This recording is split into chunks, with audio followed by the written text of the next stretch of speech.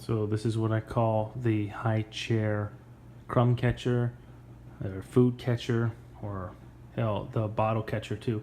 So I was sick and tired of picking up after the kid throwing stuff on the ground.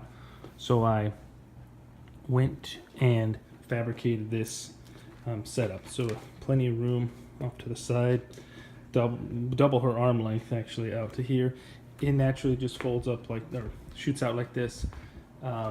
The things I used were this Dollar Tree, so it's a 4x6 tarp, $1, and then hook and loop tape.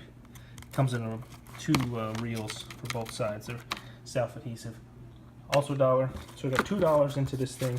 This thing normally, when I found it online, it's like $60 for waterproof fabric that you can machine wash. Well, this is the same thing. Yeah, I can rinse it out, take it outside if I need to, if it gets real funky, and also, most importantly, remove it. So hook and loop tape here.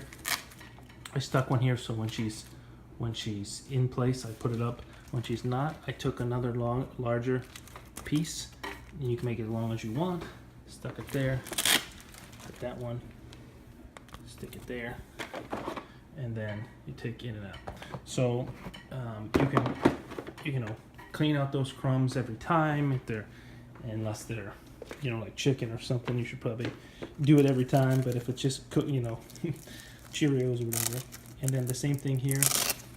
So I hooked this on, just stuck it on here, so I can remove this whole thing. So I just bunched it up here, but I wanted it all to be removable in case, you really have to clean this thing. It gets really disgusting. So it's a $2 hack, and it really helps keep all of the Cheerios and everything down in there that I can clean out at a later time. Hopefully it helps you too.